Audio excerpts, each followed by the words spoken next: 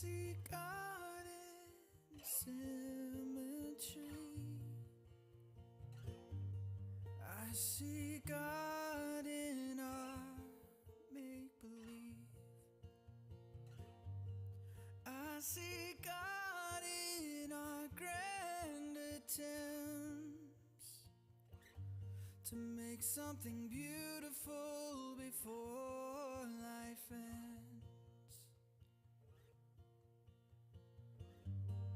I see God in our irony, in fragile heirlooms within children's reach. I see God in our damaged good, but you see God in ways I wish I could. And you see God in ways that I wish I could. Without instruction, without obstruction, you believe.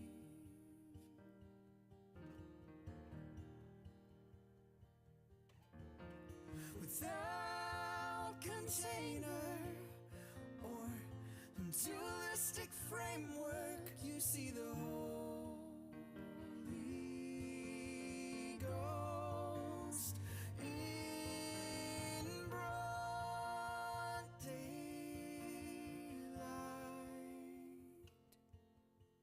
And I see the reflection in your eyes.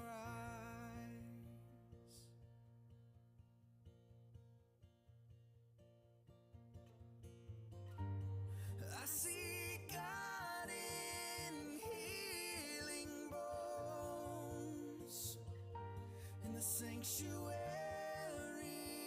of our homes. And I see God in the wilderness, in our magnetism to recklessness. Black or white or vivid color, after a while it all runs together. Stained glass means nothing without light. And I see God in our damaged good, but you see God in ways I wish I could.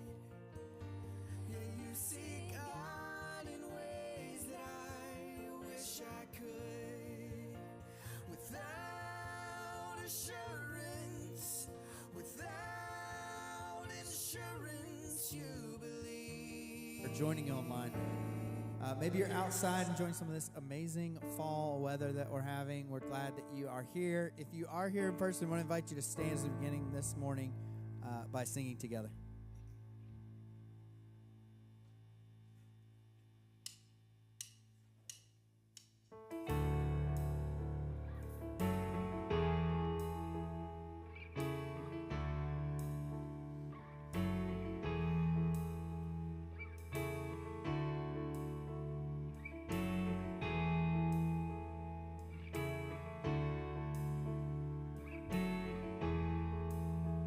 There is no fear, 'cause I believe.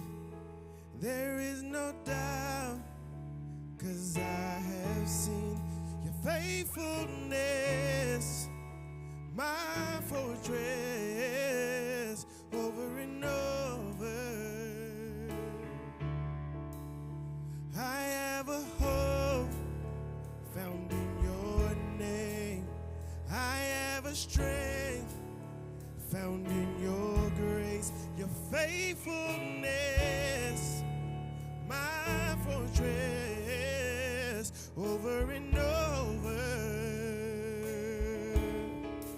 Make way through the waters, walk me through the fire, do what you are famous for, what you are famous for. Shut the mouths of lions, bring calm bones to life.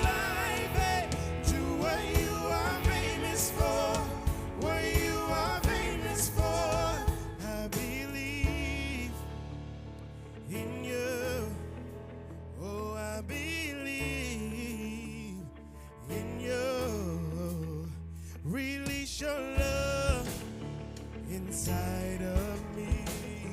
Unleash your power for all to see. Spirit, come and fall on us over and over. Make way through the waters, walk me through the fire. Do what you are famous for, what you are famous for. Shut the mouths of lions, bring dry bones to life, and do what you are famous for, what you are famous for. God of exceedingly, God of abundantly, more than we ask or think. Lord, you will never fail. Your name is powerful, your word's unstoppable. All things are possible in you. God of exceedingly, God of abundantly, more than we ask or think.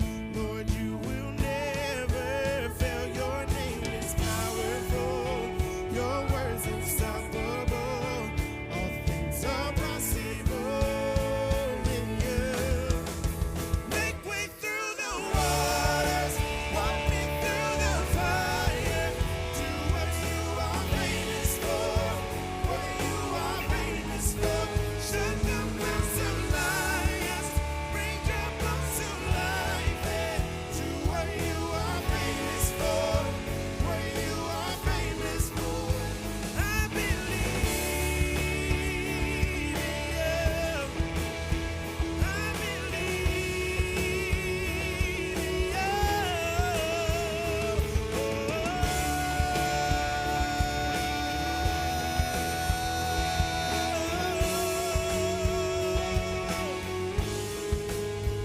There is no fear, 'cause I believe.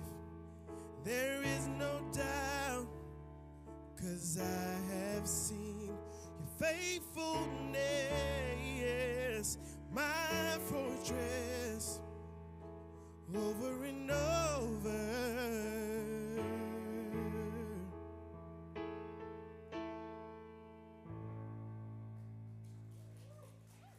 Thank you so much for singing with us this morning.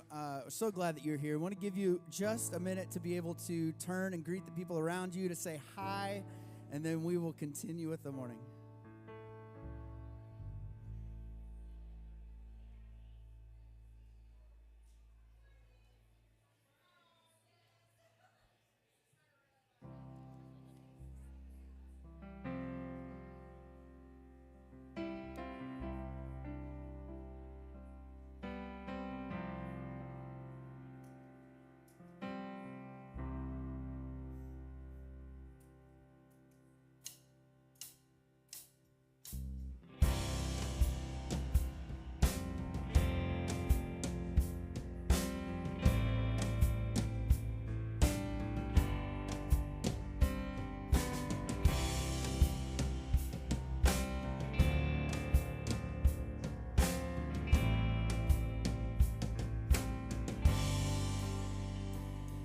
I will trust in you and know that you are with me forever. I'll confide in you, 'cause you're the only answer that matters. Even in the darkness, you will be my light. Even when I'm hopeless, you will be my guide. I will not be shaken, I will not be moved. Even in the chaos, I know that you're good. You're the keeper, protector. It is you that holds us together when everything else fails us. It is you that holds us together.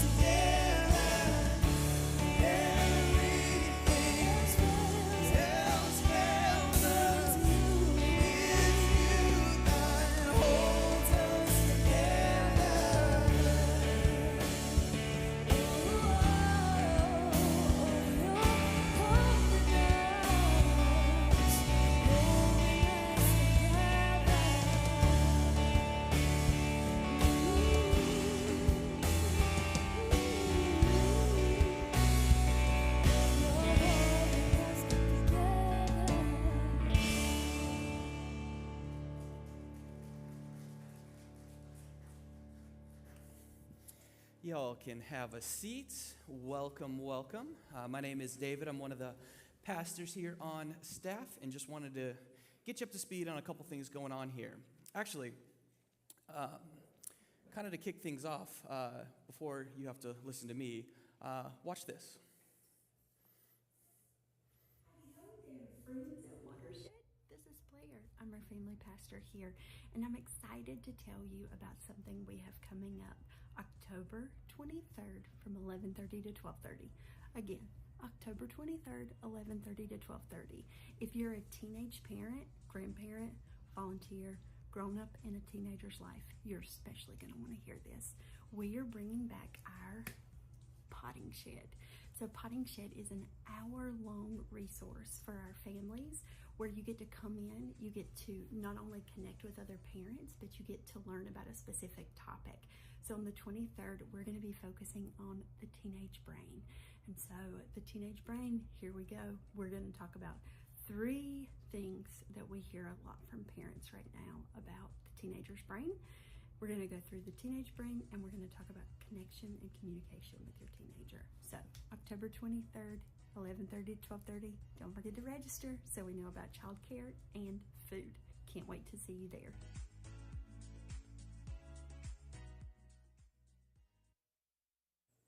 Abrupt. The teenage brain is truly terrifying. So if you've experienced the teenage brain in any capacity, I would highly encourage you to sign up for that. That's one of the many things going on here at Watershed this fall. And if you want to know about literally any of the other things, and there are a lot, recently we debuted a brand new, super shiny, super clean, super accessible calendar. This calendar has everything, but in particular, we want to highlight some of the social opportunities. We're calling them social blocks here in the coming weeks. And not just in the coming weeks. In fact, I want to remind you that we have a number of these things happening today. If you were to go onto the calendar, which you can access a number of ways, it is on our app, it's on our website. If you go to the About Me section of our Instagram page, you can find it there. But it's everywhere. We want it to be everywhere because we want you checking it constantly, because it's constantly being updated with new events. Just today, immediately following the service or like an hour after the service, we're going to be gathering at Old Mecklenburg Brewery. So if that sounds fun for you, you should check that out. Later today at 2:30 at Hodge Farm, there's going to be a gathering kind of particularly geared towards partners, couples, things like that. That's going to be epic. Tomorrow, just out of curiosity, does anyone in the room kind of live in the Fort Mill, Ballantyne, Still Creek? I know you do. Yeah, so the person who I just responded to, Megan, who's awesome, is going to be hosting something tomorrow in that area for anyone who's kind of generally in that region, sort of a potluck style get-together, also going to be awesome, and that's just in the next 48 hours. So please, if you're looking to connect relationally, if you're new to the community and you want to meet other people, especially sometimes we're going to be doing a lot of these things regionally, so if you're looking to connect with people who live in your area, the calendar is your friend. We'll be updating it constantly. You should be looking at it constantly. So you can follow that QR code, just like bookmark it on your smartphone, and you'll never be too far away from it. Another thing happening this month is a partnership with an incredible organization called Promising Pages.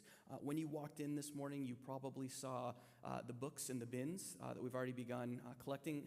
Promising Pages is doing something during the month of October called Booktoberfest, which is super clever branding. And basically, we are trying to just collect books for them. Next week, you're going to actually get to hear directly from someone from Promising Pages who's going to be able to cast a little bit of vision, not just for Booktoberfest and what they're trying to accomplish during this month, but the organization as a whole. This is a trusted partner of ours, and we are just excited about the opportunity to celebrate them, to highlight them, and to partner with them. As you can see on the screen in particular, we're looking for books in kind of that pre-K through 3rd grade range, new or used. You can bring them to us and drop them off in the bins. You can also go to, we're going to have a QR code where you can go to a wish list that we've put together if you want to purchase them that way and send them directly to the church. But there's going to be opportunities as well for families and kids and stuff to come together and help sort, and there's going to be kind of multiple layers of this. But we're really, really excited to have a partnership with an organization that we not only love and trust, but an opportunity for all generations of Watersheders, both adults and children, to do something justice, something liberation related together. So those are the main things that we wanted to highlight this morning. I'm trying to go fast because we have like a treat for you, like a big surprise coming soon. It's going to be really exciting and probably messy, but you'll see that in a moment. But last thing from me, you've heard us talking a lot about resources, about giving, about the financial situation here at Watershed over the last couple of weeks. Fall is always kind of the time when we're trying to play catch up a little bit, especially in the wake of the pandemic that we've all experienced. We just want to thank you, those of you who are continuing to step up to kind of own the financial end of the mission and the work we do here. Real quick, one of the ways that we try to remain sustainable here, to try to kind of collectively own the work here, is every month we try to add 5 new reoccurring givers at approximately, give or take, $100 a month. We've got like 2 or 3 left for the month of October, so we're doing great. You're going to hear a little bit more in the coming weeks about some of the other strategies we have about just becoming more and more sustainable financially as an organization. So look forward to that in the coming weeks. But as always, thank you to those of you who make the work we do here, both on Sunday morning, throughout the week, throughout the year, possible. I'm going to get off the stage, but as I go, we wanted to give you a little bit of a teaser towards the new series that we're going to be kicking off, not next week, but the week after. If you are a Brene Brown fan, this is going to be a series for you. Oh, okay. All right, note to self, do more Brene Brown series. But just to kind of, if you're like an Enneagram 1, like an overachiever, or a 3, if you just kind of want to get ahead of the curve, kind of be the teaching team kind of class pet for this next series, on HBO or in any place where books are sold, you can either watch the special for Brene Brown's most recent book, Atlas of the Heart, or you can buy the book and read it yourself. But that's sort of going to be the thematic guide for us starting in a couple weeks here. So think about that, check that out, and watch this little teaser we prepared.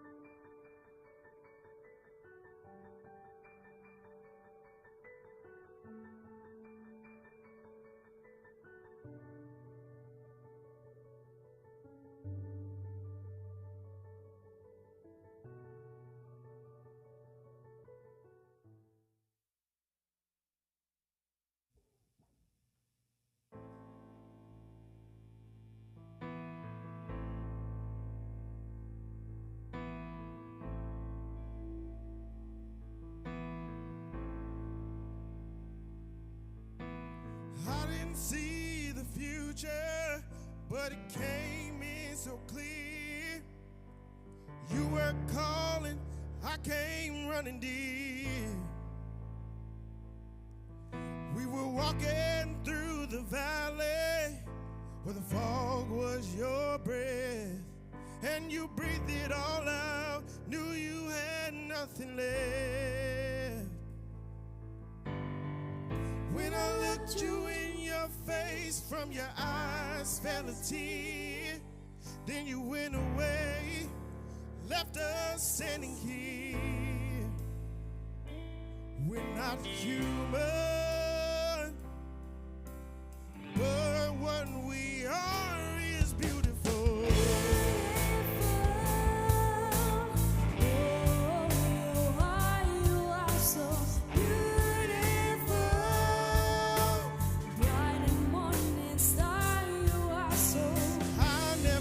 Such a pretty thing, you're so beautiful to me. And I've never seen such a pretty thing. Oh, you are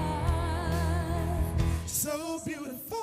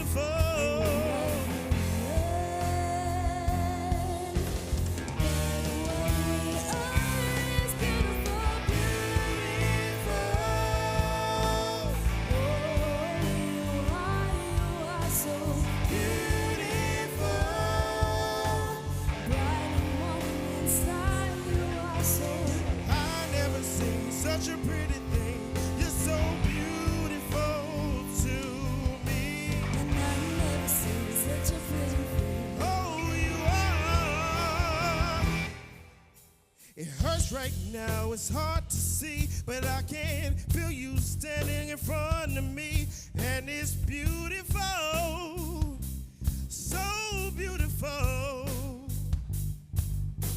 Save a glass just for me, fill it up with that milk and honey, it'll be beautiful, so beautiful, beautiful.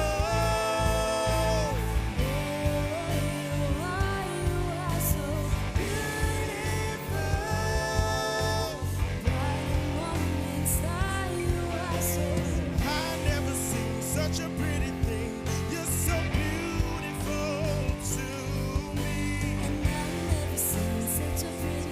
Oh, you are so beautiful.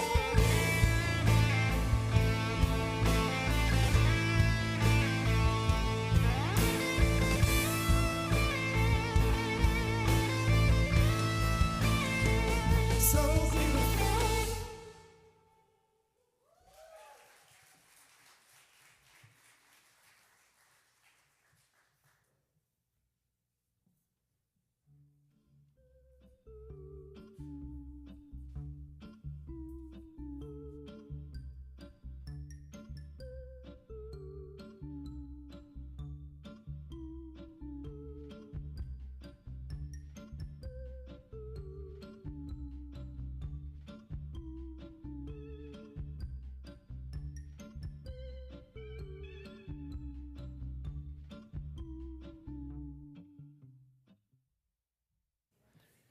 Who's overwhelmed right now?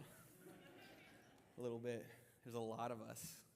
So, some of you have probably put this together. We've made reference to it.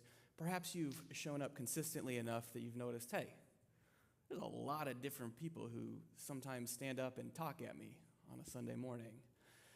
We sort of wanted to close the loop on that and just make it abundantly clear what's going on. Who are all of these people, and why is this happening to me, to you, every week? So this Watershed, this is our teaching team. Yeah.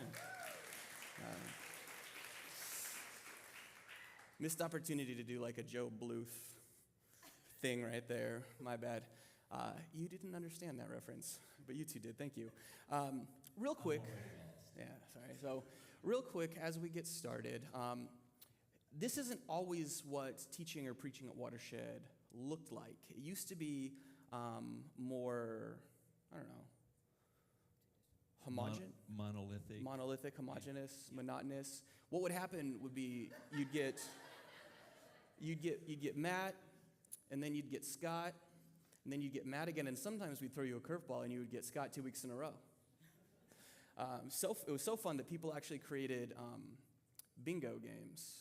When it came to certain Mattisms and Scottisms, words that they would say. For Matt, it was kind of more Kentuckyisms. With Scott, a little bit more of a robust vocabulary, but off to a great start. But Matt, I'm gonna risk after teeing you up like that, I'm gonna risk retaliation and ask you just real briefly, how did we get from there to whatever this is? Well, thank you, I think. So, again, my name is Matt O'Neill, and I'm one of the founding pastors. I've been here since 2005 when we started Watershed.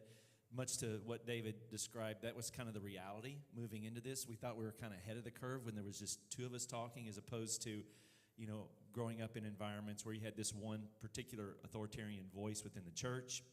And felt like, wow, that's a real click and a progressive version of what the church could be back in those days. And I think somewhere around 2016, 2017, we started to recognize that, man, like there's so many other voices here in this community. And the way that really surfaced for us, just in the name of transparency, wasn't because Scott and I were sitting in a room going, we should include more voices here.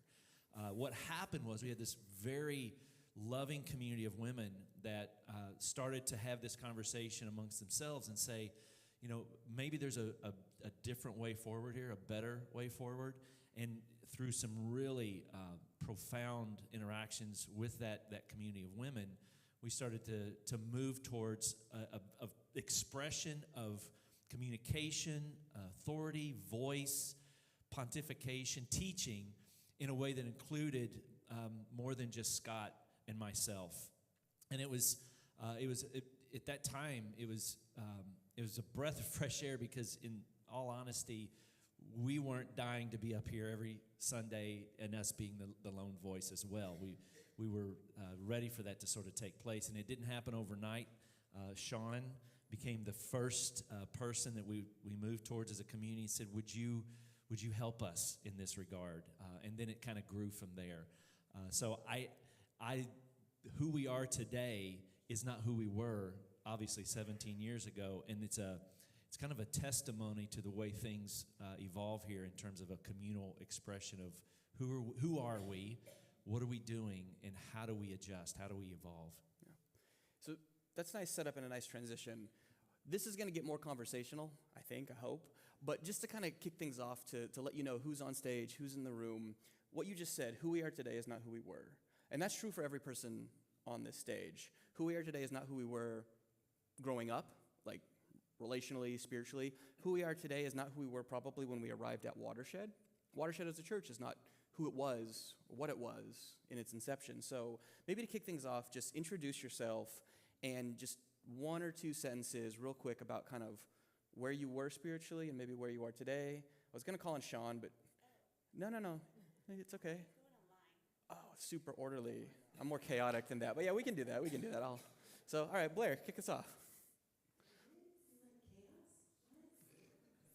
Surprised? So my name is Blair, and I'm the family ministry pastor here. And I grew up in small town North Carolina on a farm about 30 minutes from the coast, and grew up in a very small town religious background. And from there, just started to question things as I went to college, and then also continued to question things as I moved off to grad school in California. And so that, of course, changed who I was, how I read scripture, and how I saw the world around me. Good morning. My name is Sean. I've been attending Watershed since year 2. I originally am from Costa Rica. My father is from Ohio, so I have a lot of sort of intersectional identity that shows up maybe visibly in the space. I grew up Catholic, but it was really informed by sort of a Latino blend of charismatic Catholicism that included everything from speaking in tongues to praying the rosary every day in Spanish.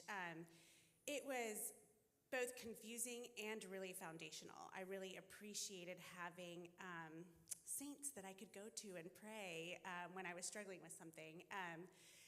I would say probably in college, I started adding more of a worldview to that lens. I went to a Presbyterian college and really started getting language around interfaith ideas, talking to people of other faith systems, and just really opening my eyes to a broader worldview. Found Watershed, I think, the year after I graduated, and have been here ever since. And so yeah, that's me. Morning, my name is Cedric Lundy, and I'm one of the teaching pastors here at Watershed. And I grew up in Ann Arbor, Michigan. And growing up, we attended most of my childhood and adolescence a Free Methodist church. And that was after leaving a predominantly black church and going into a church that we were basically the only black family there until the Alexanders came. And then it was 2 black families for about 25 years that went to this particular church. But a big part of the reason that motivated my parents to even land at that church was just being in a church that had a very authoritarian leader who basically either you got on board with what he said or you left. So my parents chose the door. And they just wanted a community where there was some accountability for the leadership, but then also where they believed their children could get discipled. And so they found that, albeit at a all-white church. That being said, one of the things that my parents told me, because the joke amongst Free Methodists, because I also ended up getting my degree in youth ministry from a college affiliated with Free Methodists, so they had big rules against basically premarital sex and dancing. And we used to say, they didn't want us to have sex because we might dance, and they didn't want us to dance because we might have sex.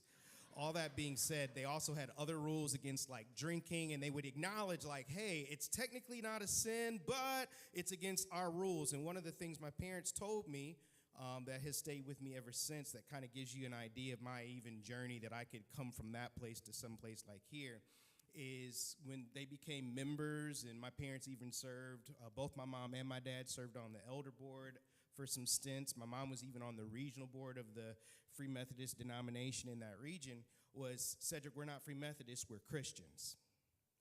And your denomination that we are affiliated with does not define us. We believe Christ, but we don't agree with everything that Free Methodists espouse. We agree enough with them that we can be a part of here. And that always just kind of gave me a ramp to be someone who could continue to learn and be interested in various different streams of Christian thought and not just be rooted in identifying myself in one particular denomination.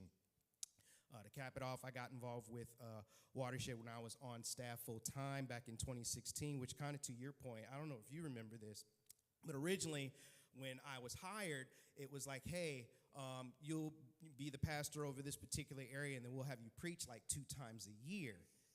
And it was after the second time that you guys were like, you know what?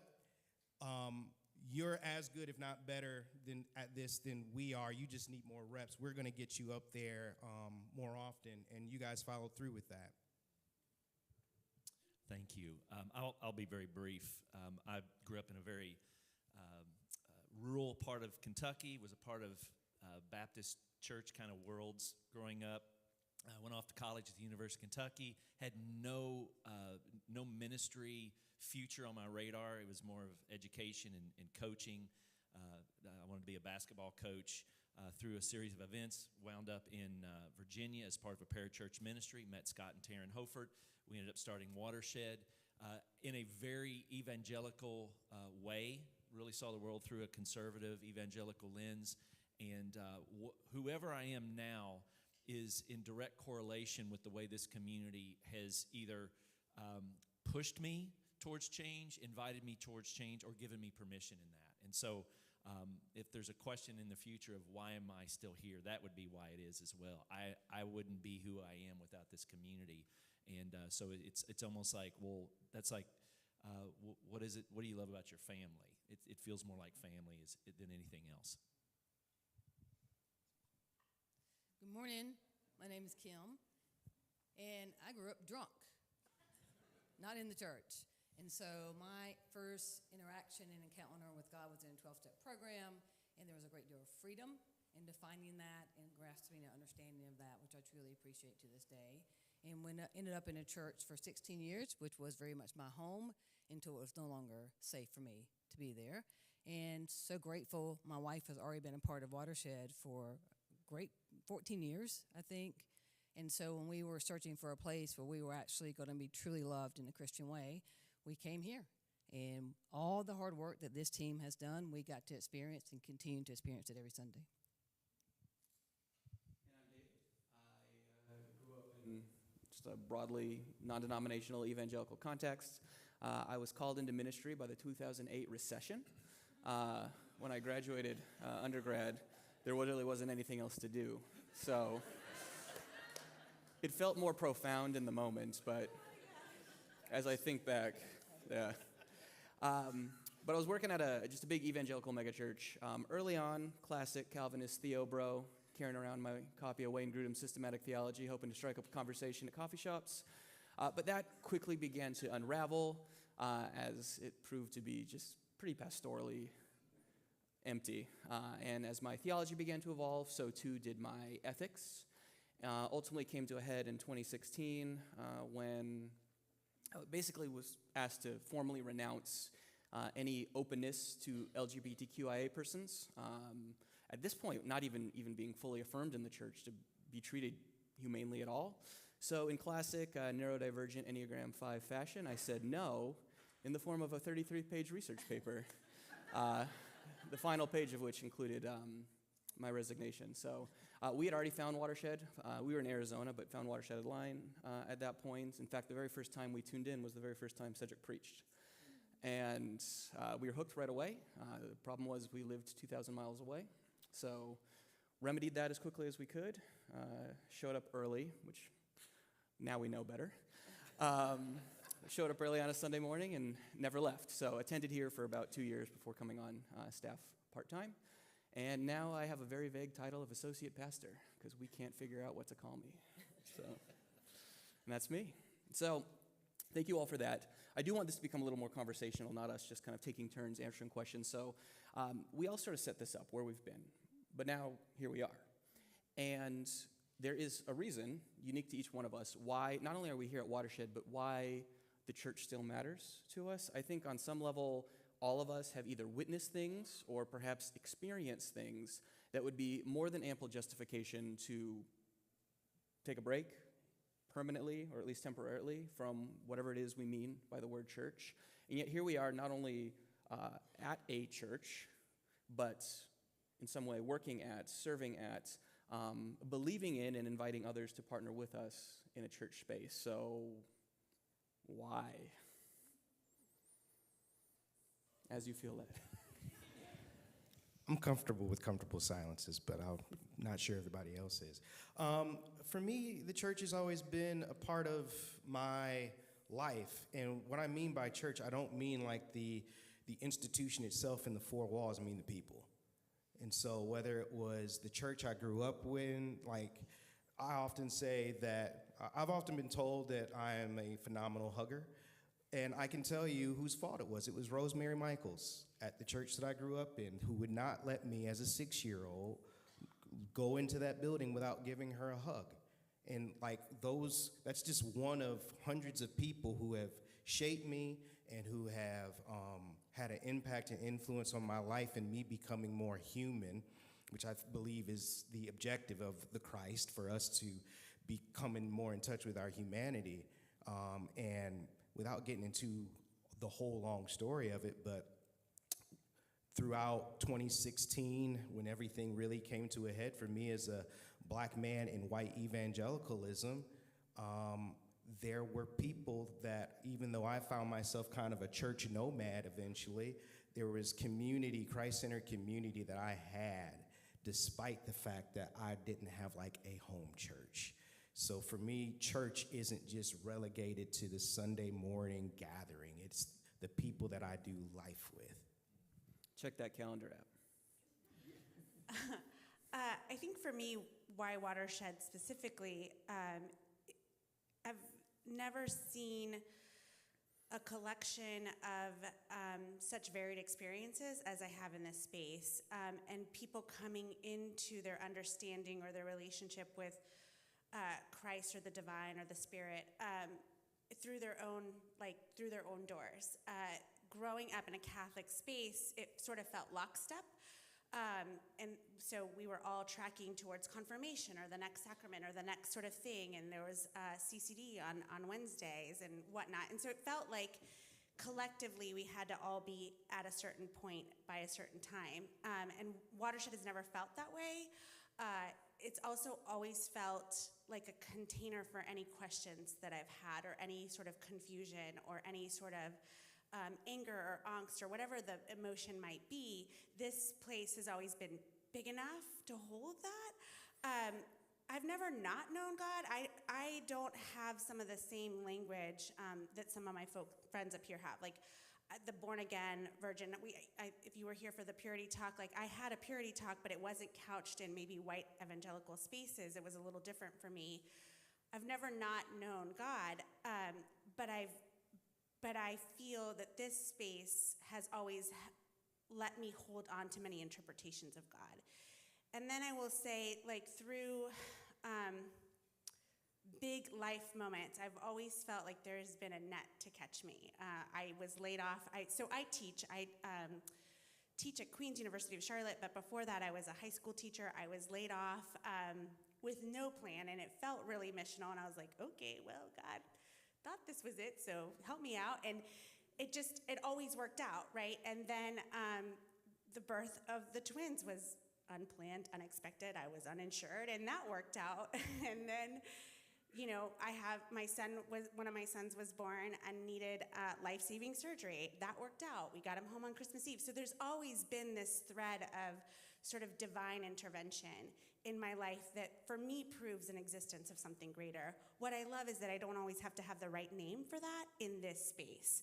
And I love that I encounter folks who come and say, me too, I don't have a name for it. Or when I serve in Greenhouse and I see children forming their own worldviews and their own relationship with God, it's a beautiful thing. So that's what has kept me here, despite all of its changes, for so long, because that has been fundamentally true, I think, since day one. I've had many difficult and horrific relationships with alcohol, drugs, bulimia, toxic people, toxic institutions, and I stayed for a long period of time with that. And so I have that mentality when it comes to church, that if I can be around something that is that unhealthy, and I gave it so many chances, that I'm able to give the church as a whole my relationship with Christ and finding people that can challenge me with that and resonate in a way that's incredibly healthy and produces growth.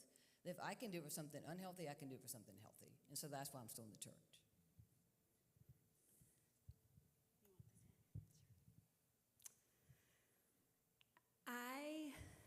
I did try to walk away from the church.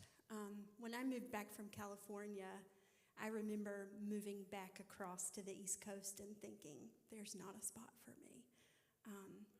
I had gone through this space of feeling like I definitely was called to ministry. I had gone to seminary.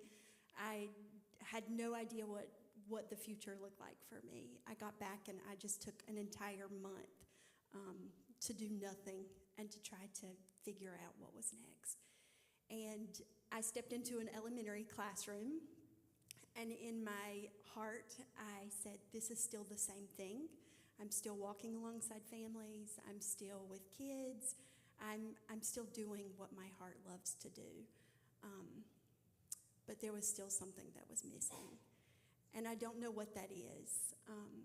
I don't have the language for it all the time, especially now, because I've realized that the more that I learn, the less that I know. And so I think that the reason that Watershed has become such a meaningful space for me is because it's full of people who are learning, people who are curious, people who are all so different and have such different stories, and people who care and just show up not knowing. And I think that that's a reminder that there's something bigger that's there, which is what I think I've always felt deep down, is church is this reminder that there's something bigger that's there. It's not just me, it's not just about me, but there's this holiness, there's something that just weaves us together. Kind of to your point, the thing that I love about it is it's in that largeness is embodied in this team, and that we've made that movement towards that. Because I know for me, one of the things that, even seeking my quote own liberation, I also wanted folks who aren't cisgender straight folks to also have that same freedom and be able to take up the same amount of space, and also wanted women to be able to have that same kind of space and freedom, because like part of learning and unlearning stuff is also recognizing that those same systems are repeated in different ways, and recognizing that Christ is calling us, or the Christ, the divine, whatever you want to call it, is calling us to that kind of an expression. And it's one thing to give it lip service if it's not embodied from the front. Or from the ground up. Like that, I think when I hear you guys describe your experience here, you know, when you move into starting something or forming something and your entire worldview is from the top down, and then you realize really quickly that you're just pretending that you know what the heck's going on, and that like, oh yeah, this is how we should do things, and in private you're like, man, we are like spitballing on so many things here. And then you have people that come alongside of you, and you have this relationship, this deep respect, but then you start to be impacted by those people. Well, then, all right, how do you invert that, where all of a sudden the ground is rising up through other voices? And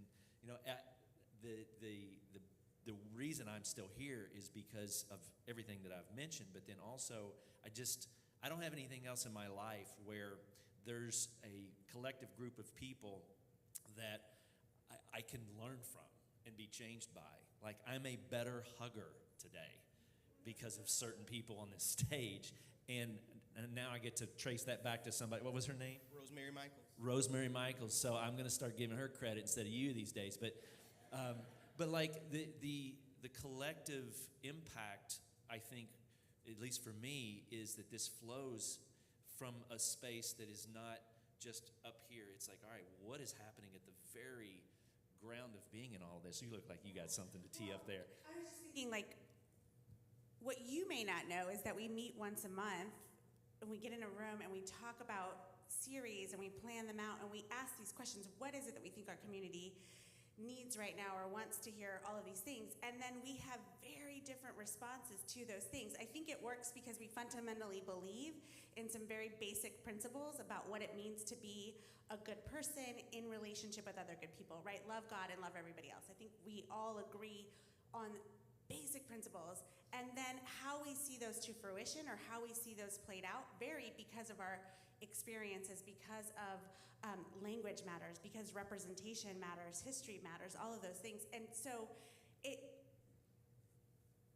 feels like a tapestry of maybe voices that aren't they're collective, but I think hopefully our hope is that you see this sort of common thread, even though David's approach to prayer might be radically different than my approach to prayer, let's just say, right?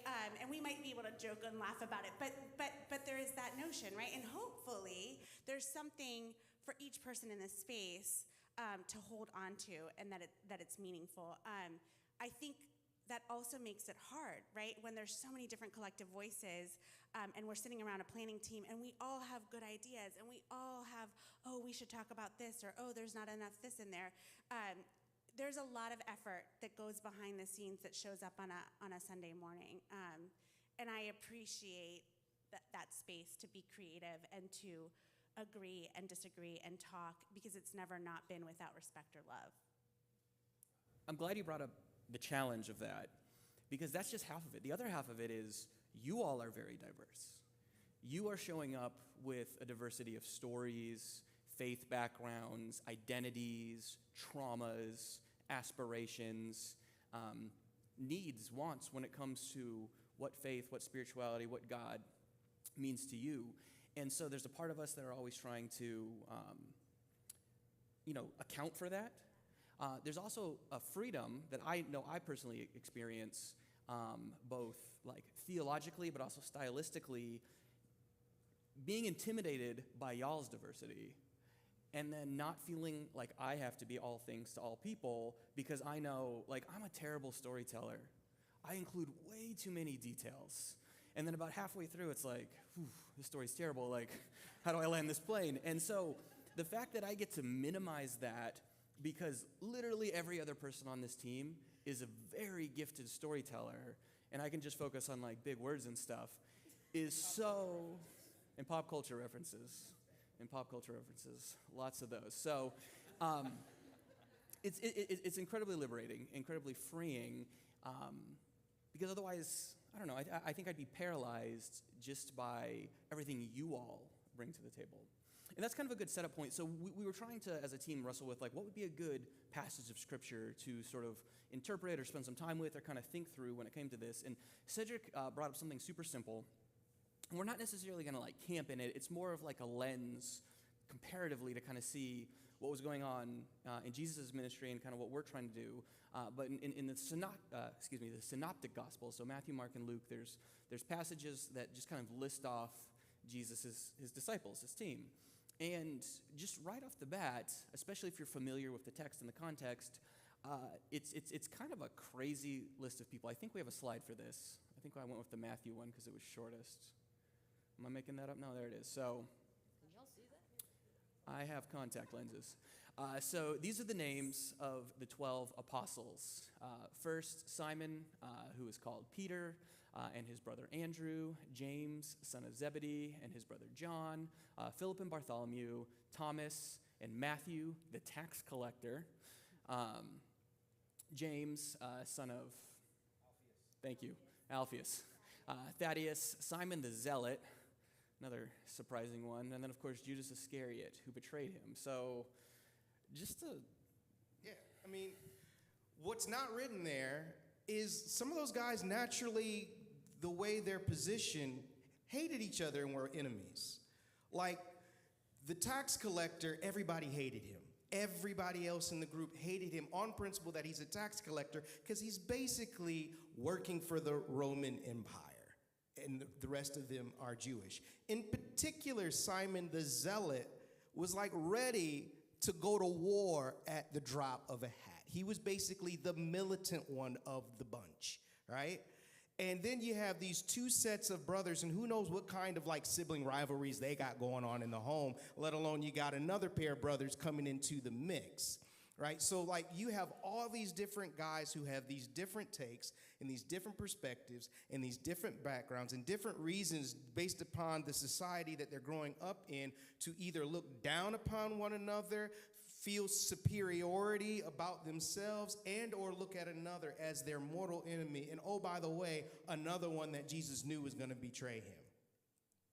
And yet, this is the collection of people that he brings into his life to continue what it is that he was going to start. And we even see it play out and manifested even in the epistles in the New Testament, that they didn't always agree, that they came and approached the things that they were wrestling with differently. But all of that centered around another thing that's often not highlighted, that so many of the new followers in the early church were people who, by in essence converting from whatever religion they practiced to the way, they were disowned by their family because in the ancient Mideastern world, like your tribe or nation and your religion were all one. And so if you left one, you left them all. And so now you have all these people trying to figure out how in the world to do life together. And I can remember when I was leaving even the place that I came from to come here, a lot of people were like, but wait a minute. So like they go on the website and look for a statement of faith, right? Or doctrinal principles, which if you've ever gone on there, you know it's not there and it's in a story form, if anything. And they're not used to that ambiguity. And they're like, well, how does that even work? And it's as simple as you're not going to know how it works unless you come and experience it. And when you come and experience it, it makes total sense. I'm not going to drop it. Amen. So, Oh, I can say something. You want me to talk? So, in that, just listen to Cedric, who I adore and respect so much. You know, I'm right now really resonating with Judas because I betrayed myself so much in my last church without even realizing it. And just knowing that, like, that every part of the Bible for me has some type of meaning. And for me right now, just knowing that I'm not willing to betray myself, which means I'm not willing to be betrayed or betray you, like that allows a connection that's incredibly deep, and that so much of what I've experienced before, and part of what you're talking about is parasympathetic and sympathetic. I'm sure you're aware of that, that people live in a place of either believing they have to be better than someone else, and you can hear that in the disciples, or they live in a place of everyone's better than me, so let me not try. And this is a group of people who live in a place of godly connection, and so that is here where I can heal from my own betrayal and make sure that no one ever betrays me again, including myself. So just to kind of, so just to kind of highlight Also something. amen. Also amen. To kind of highlight something Kim did and demonstrated there. So sort of the underlying thread to all of this morning is a kind of diversity. And there's the surface level diversity at the level of identity, that you see. Maybe a click below that, there is the diversity of experience, maybe the diversity of brain wiring, a diversity of hurt, trauma, a diversity of, aspiration. But then there's a kind of theological diversity born of really all of those things. I mean, we are all kind of a conglomeration of everything that we've been given and bring to the table. And our hope, and I think this plays out on a weekly basis, our hope is that you see that and at times resonate with it, And so, Kim, you're going to hear her say these cool words about psychotherapy and neurobiology, from time to time. And I'm not going to speak for anyone else on the stage, just Kim here, yeah. But sort of in light of this passage, and continue to reflect on it if you want to, but let's talk about those lenses. What lenses are you bringing to the table when it comes to speaking up here? I think that I speak from a lens of liberation theology as a brown woman. I also think that in the past year and a half, right now, and if you've heard me talk, I think it's unavoidable. Right now, the lens by which I see the world is through intense grief after having lost my mom. And I keep thinking, I sit down and I think about what I'm going to say on a Sunday, and I start writing, and it always comes through. And I keep thinking, they've heard enough of that. Put that to the side. But it is the clothing that I am wearing in this season of life. And I'm sure that will morph into a different thing, right? There was the motherhood self, all of those things. But I think for me, if I had to sort of pin it down, liberation theology, I come to Scripture reading it as the literal poor or the literal disenfranchised, and not always the spiritually poor or the spiritually disenfranchised. And that's informed by my experiences as a brown woman growing up in a system that was not created for me. That's impacted even more by, if you've seen my twins, they look nothing like me. They're really white, blue eyes, red hair. And I feel some kind of way about raising children that get to inherit the earth just because of the way they look, and that get to deny that they have any Latino-ness in them at all if they wanted to. And I feel that pressure immensely. And then right now, just the grief is, it touches everything in my life at the moment.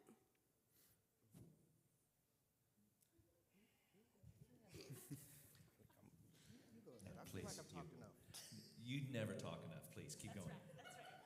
So I would say I approach this place, one as a black man. That's why, the whole betrayal thing,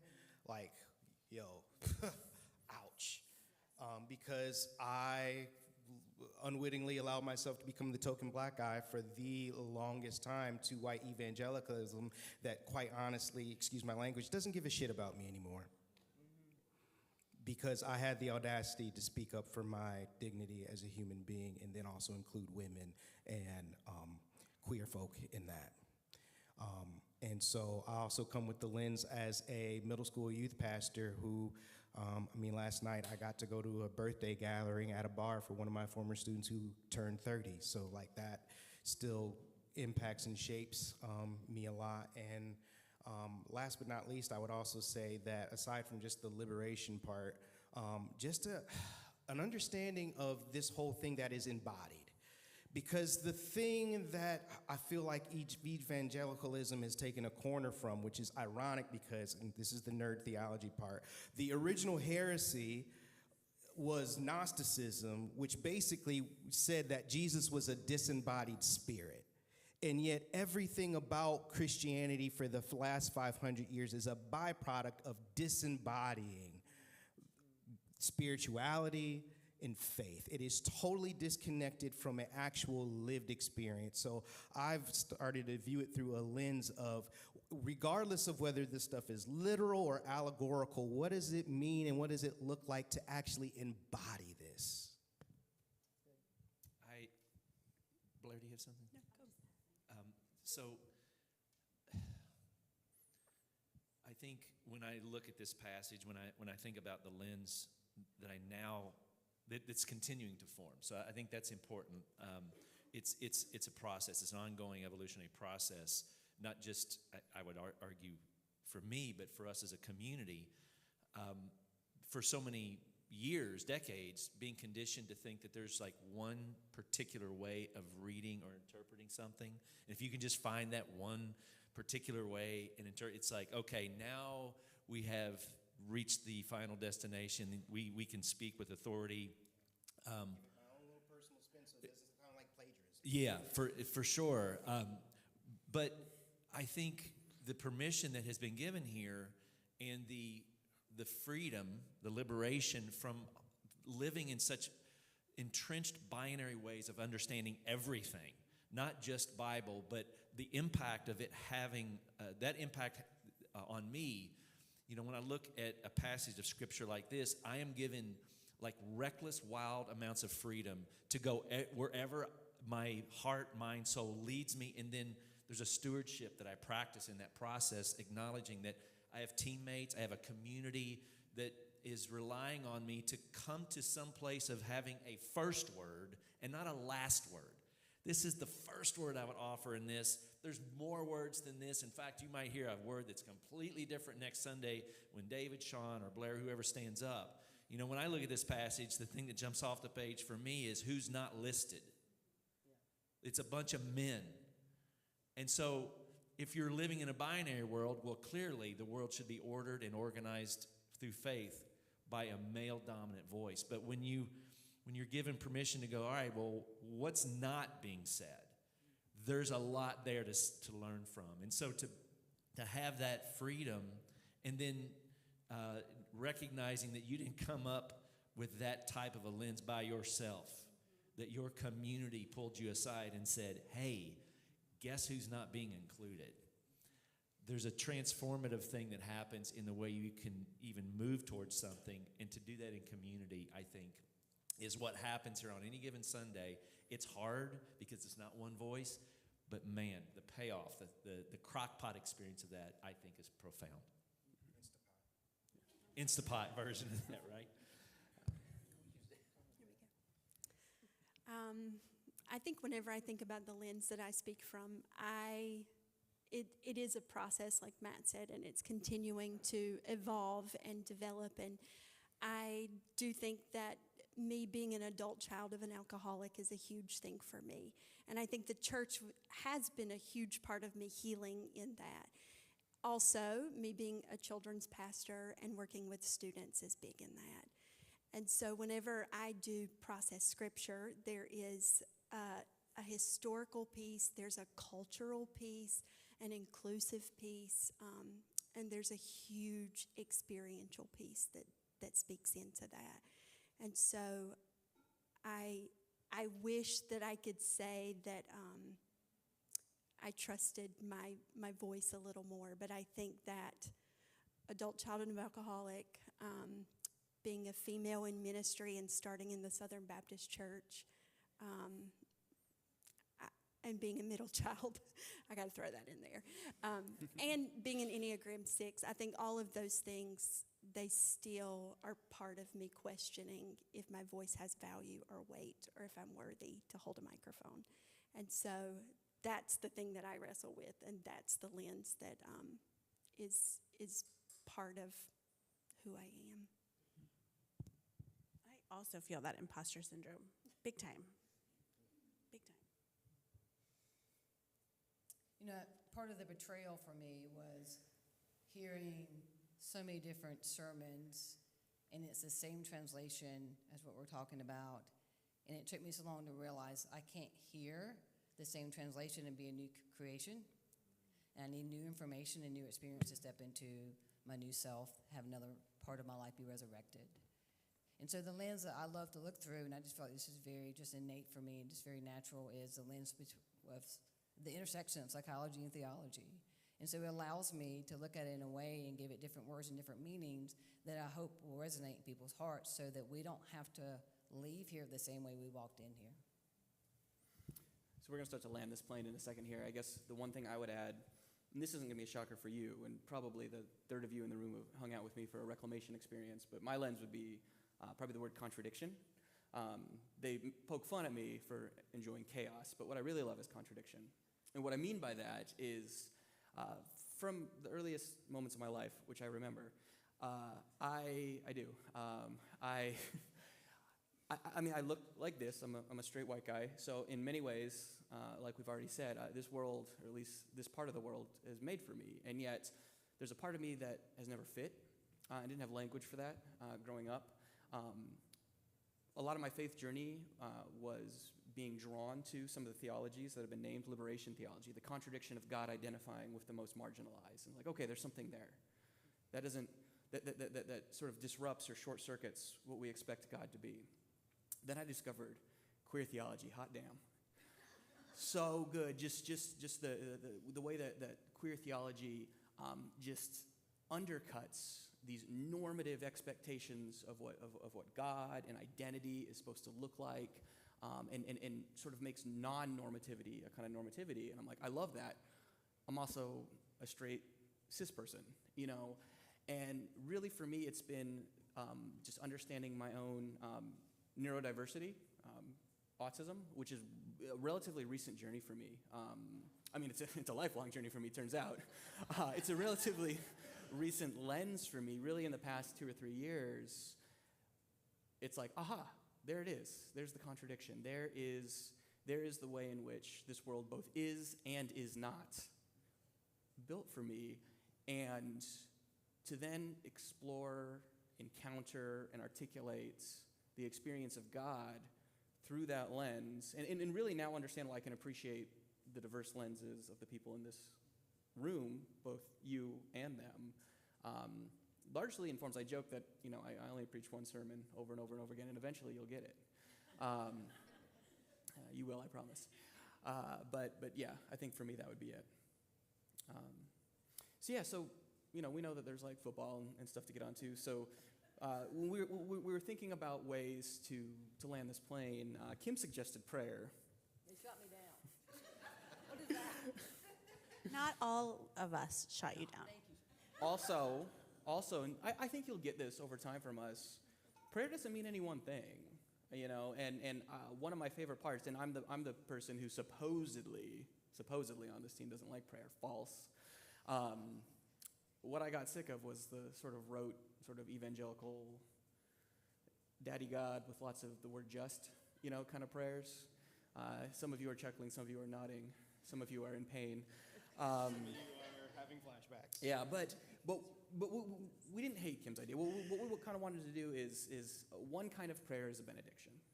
It's leaving the congregation with something to hold on to, a lens, a word, a phrase, an idea, to cling to through that week, because then we'll come back and commune once again the next week. So the way we sort of messily thought we would do this is we're going to take turns giving you something to go out with. For some of us, it might be a word. For some of us, it might be an idea, an encouragement, a challenge. I don't know. I actually have no idea what they're going to say. I haven't even thought of what I'm going to say yet, so I'm going last. But Right now. Don't take mine. Okay, looks like I'm going first. We jokingly said that I would call and you would hang up, and here we are, back to youth group from 10 years ago. I think my hope and prayer for our community is in our mission statement. We say that a different world is possible, and I think that I hope and pray that we realize that we really are the ones who can make our world different. And I mean that. I know that sounds cliche, but I mean that on a Sunday, on a Monday, on a Tuesday, in Charlotte, in whatever neighborhood you live in. I think you guys don't realize how different you make my world on a Sunday. And so I hope that you feel that way as well, and I hope that you carry that out as you go. I think representation matters deeply, and I don't think that we represent everybody that's in this space. So my hope, my prayer, my wish is that you feel free to be in this space, and that freedom runs from everything, from any type of identity that you might have, any type of fear that you hold about who you might be. I hope that you feel free in this space to be who you are. and to be who you're not as well. Still forming. You got something? Sure. I think I would just want you to think about what one relationship in your life gets the most attention, energy, thought. And is that relationship, whether it's a thing or a substance or work or a person or Jesus, is that relationship betraying you or actually connecting you? Need a minute or two? Still thinking? I can go. I don't have to be. I don't have to be last. The word permission surfaces for me, and it's surfacing not because of something necessarily that, I have experienced wild amounts of permission here, but part of the joy of the work that I get to do through the preface experience is almost universally every single time we move through that, someone names that as something that they didn't know they needed or didn't know they had. And so part of what happens, I think, in all of this, the disorientation, because again, like sometimes, like we will literally contradict ourselves or contradict each other on any given weekend, but it's within the theme or this base note of some of the things that Sean mentioned. You know, that is a way of giving you permission to make up your own mind and to go on the journey that you need to go on, and be invited into something that will have this death resurrection cycle.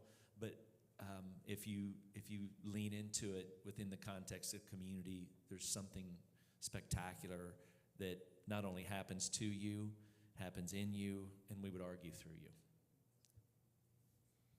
Priesthood of all. What did you say? You missed it, too late. Priesthood of all. I guess I ended up being last anyway. I think my word would be vulnerability. If the theme of today was diversity, vulnerability is the one thing we all have in common. Insofar as I still identify as a Christian, and I do, despite the protests of many, I would say that vulnerability is a synonym for humanity. And I think a succinct way of defining the gospel would be that humanity is a synonym for divinity. So vulnerability, humanity, divinity, synonyms with each other. And insofar as prayer means anything to me at all at this point in my life, prayer is a posture of vulnerability. Think of the way stereotypically, historically, that we posture literally in prayer. Closing your eyes, can't see what's coming. Bowing your head, your neck is exposed. Kneeling, folding your hands, can't defend yourself. It's modeling bodily. We've talked about being embodied this morning. It's modeling bodily the one thing we have in common, not only with each other, but with God. That collective humanity, collective vulnerability, that in some paradoxical, contradictory fashion is, in fact, the very image of the divine inside of us. So my hope for you, my prayer for you, quite literally, is that you experience a little bit of vulnerability this week, not in any sort of traumatic, terrifying sense, but in a grounding sense, the sense that brings you back to yourself, first and foremost, the sense that brings you back to God. And then I think Christ is quite clear in this. To come back to God is to come back to one another. When we're truly vulnerable and we can identify with that, we're free to be with and for one another. And that's my prayer. I think probably all of our prayer for you this week. So thank you for being here.